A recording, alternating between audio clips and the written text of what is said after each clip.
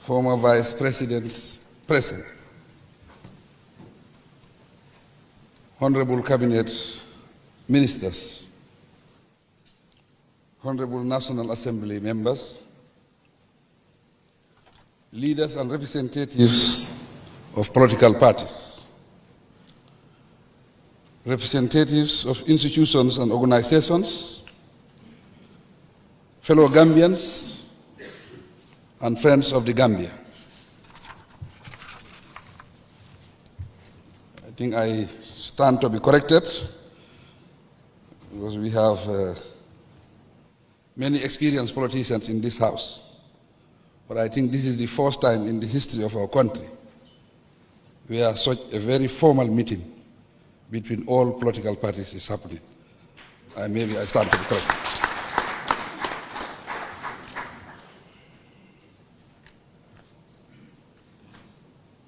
I personally welcome you to the first of a series of National Consultative Dialogue Forums,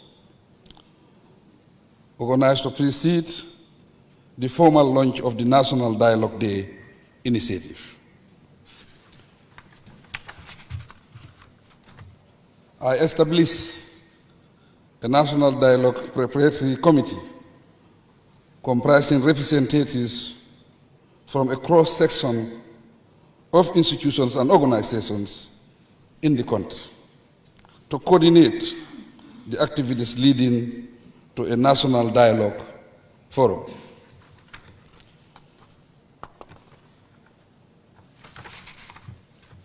A key objective for this consultative meeting is to build consensus on holding and institutionalizing a National Dialogue Day, as recommended at the fourth public forum held last year as part of the 58th Independence Day anniversary celebrations. As we look forward to celebrating the 59th anniversary of nationhood shortly, I have directed the committee to work on this National Consultative Forum to encourage and stimulate reflection and dialogue on selected national issues to promote, protect, and nurture peace and stability in our democracy. You may have realized that I have continually called upon my colleagues and fellow Gambians to come together and work in the best interests of the country we dearly love. It is every citizen's responsibility to contribute towards our overall security, peace, and stability, be it in an official or private capacity, as public servants or bona fide citizens. My government holds the view that we should always try to forge national consensus on national issues that generate divergent views. Such divergence must not result in enmity or disunity. Instead, it should be tapped into as a source of strength for us to tolerate, appreciate, and empathize with one another. In this way, all citizens would have the opportunity to contribute to sustaining peace and stability nationwide. Fellow Gambians and colleagues, it is absolutely necessary for us to come to terms with our collective responsibility to work together in the interest of our dear motherland and her people. This is the reason for strengthening our institutions, enforcing the laws of the land, and developing policies to guide our relationships. We are a decent people and a nation bound by destiny to live and work together. It must not surprise anyone, therefore, that the theme for this year's Independence Day's anniversary celebration is a call for us to respond to our collective responsibility of preserving the nation, safeguarding the state, and securing our resources. The task is for us as political leaders, stakeholders, and citizens to find ways and means of positively translating this broad theme into action. As leaders and public opinion influencers, we have a big stake in the nation. Thus, we also have the huge responsibility of striving to maintain peace and stability. Huge as it may be, we can achieve this by consciously avoiding and diffusing political or social tension through our public engagements with the people. Within both the public and private space, we occupy quite frequently. Moving forward, I call on all citizens who can do so to actively participate in the upcoming national dialogue with a view to reinforcing the social cohesion and tolerance that exists in our society. The thematic discussions are proposed to cover the political environment, religious tolerance, ethnic diversity, sovereignty, security, safeguarding the media and democratic space, irregular migration, and empowerment of our youth. Excellencies, honorable members, ladies and gentlemen, considering the important thematic areas identified for discussion ahead of the public forum for national dialogue, I must emphasize that it is our collective responsibility to preserve the nation as a people or fall together, safeguard the state or face instability, and secure our resources or live with a weak economy. We live in a world of uncertainty, instability, and insecurity. So we must act collectively and resolutely ahead of any potential unrest or calamity. We are blessed in the Gambia with positive social norms and values that can always bring us together and help us to preserve our warmth and brand as the smiling coast of Africa. With these remarks, I invite you all to objectively reflect on the theme and sincerely share your thoughts to enrich the discussions and positively influence the outcome of the deliberations. I thank you for your kind attention. Thank you very much for those nice words. Your Excellency the Vice President, party leaders here present, cabinet ministers, distinguished guests, ladies and gentlemen. My final remarks will be a very short and a very simple one. It is an honor for me to receive all these political leaders today at the State House. And I think today we are making history. We are making history in the sense that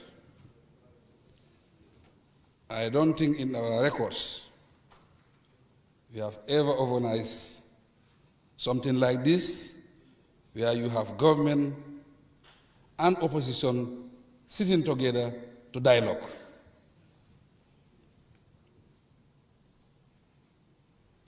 I have always been saying it. All the countries that have developed, they are all peaceful countries. Even at our level, the compounds that progress and develop, they are all peaceful. Communities, regions cannot develop without peace. And we cannot achieve peace in our country if we are not talking to each other. We must be talking to each other, and the best way talking to each other is to interface. And today, my team and the civil society and the people that have given the responsibility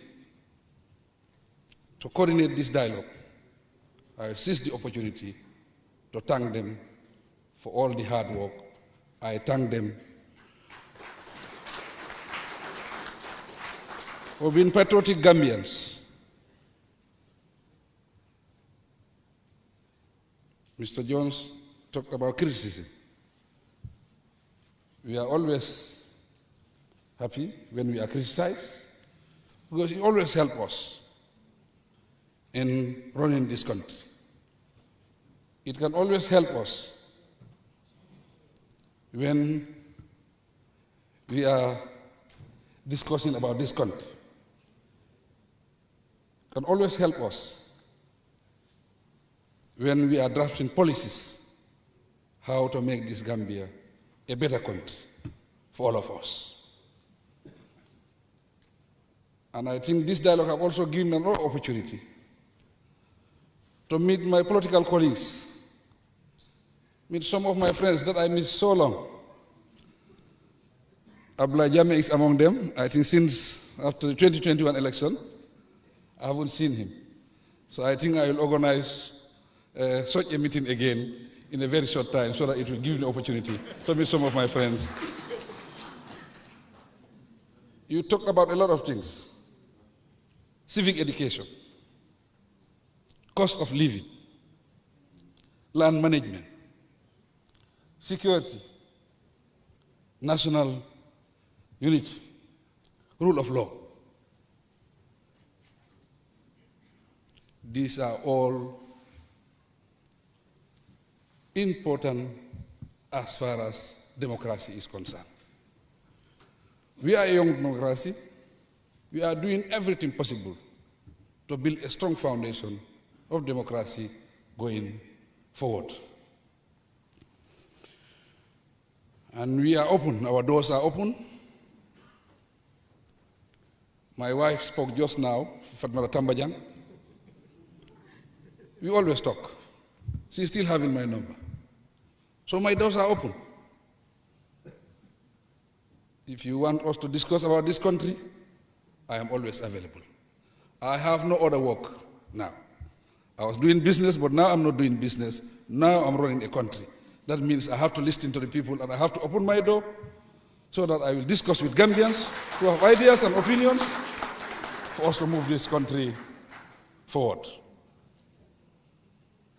I listened to my brother, Alaji Dabu. Politics is a game. It's a game, but it's a game that is to move your community or your society forward. When we are criticizing also, let us have genuine criticism to the government. With that genuine criticism, it can make a huge difference for our people. On that note, I thank all of you. According to records, they say we have about 19 political parties. 19 political parties. I don't know whether the IEC chairman is here. He might be able to confirm that.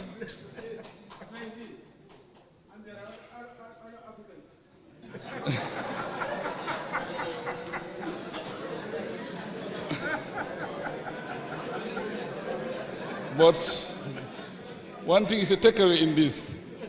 We are very happy that all politicals that we are invited, they are all here either through their party leaders or they are represented. So that means it's 100% response. Then this is positive for the Gambia. This is positive for our unity. This is positive. And this can make a big change as far as our political landscape is concerned. On that note, I seize the opportunity to thank all of you for coming. Be assured that all what you have said here is noted. Our technicians are here. It will be noted, and we will dialogue on it and see how best we can put some of your concerns into our policies and make sure that it will benefit the Gambian people, because we are all representing the Gambian people. I thank you.